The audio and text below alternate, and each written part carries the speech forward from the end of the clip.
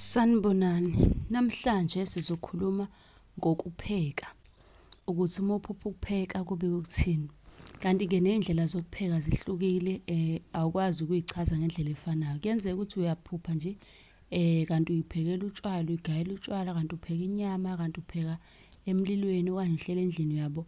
So naney'ncazelo ziyahluka, akusiyona incazelo eyodwa. Kuphinde kuye futhi nanokuthi hlobo luni lokudla lolu oluphekayo. Ukhumbule ukuthi incwadi yamaphupho iyatholakala futhi ichaza kabanzi, ayichazi umusho wodwa. Iyakuchazela iphinde ikutshele isixazululo okumele usenze noma indlela okumele wenze ngayo ukuze ulungise izinto zakho. Ungasithinta-ke kwinombolo ebhaliwe sikusize-ke ngayo incwadi okanye udinga insipho yobulongo namanye-ke ama-products. Ukuphupha upheka. Ungakhohlwa ukusubscribe bakithi ngaphambi kokuba uqhubeke. Ukupheka ephusheni kuveza izinto eziningi njengoba bese ngishilo.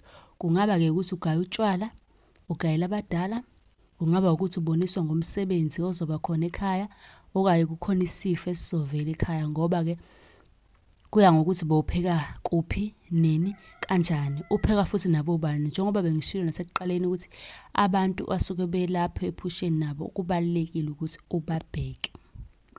Kwesinye isikhathi-ke kuyenzeka uma ngamabhodo amnyama, ngicabanga siyawazi lawo mabhodo njengaleli livelayo. Kuyaye-ke kuvame ukuthi-ke kube nesifo esizoba khona okanye kuveze ukuthi-ke kukhona umuntu obangwa nezibi emndenini ogulela ukuhamba. Yilapho-ke kuthiwa-ke khona ibhodo liyabhadla okanye-ke ibhodo liseziko. Kube khona-ke la osuke upheka okungukuthi-ke lelo phupho libikela ukuthi kumele uwenzele abadala iladi lenziwe ekhaya okanye kwenziwe umsebenzi odluliswa osuke wenzela abantu abadala. So nawe lelo phupho kusuke kumele usukume uwenze-ke njengoba abadala bekubikela. Kwesinye isikhathi kuyenzeka upheke kungukuthi kubikelwa wena ukuthi kukhona izinkulumo ezikhona emsamo wasekhaya. Khona izinto eziphakamayo okumele uzidlulise njengoba sazi umlilo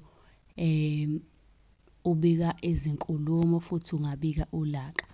Uma uthi nombuzo ungasibuza kwi-comment, uthathe nansi inamba usibhalele, sizobe sizikuphendula okanye sikwenzele yakho ividiyo.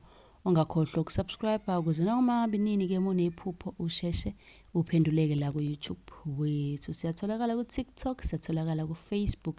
Igama nje lilodwa liyafana. Ngicela subscribe size sifike ku-100,000 or 100K njengoba nibona ukuthi sibheke khona. So ngiyacela ni-subscribe nonke nisale kahle.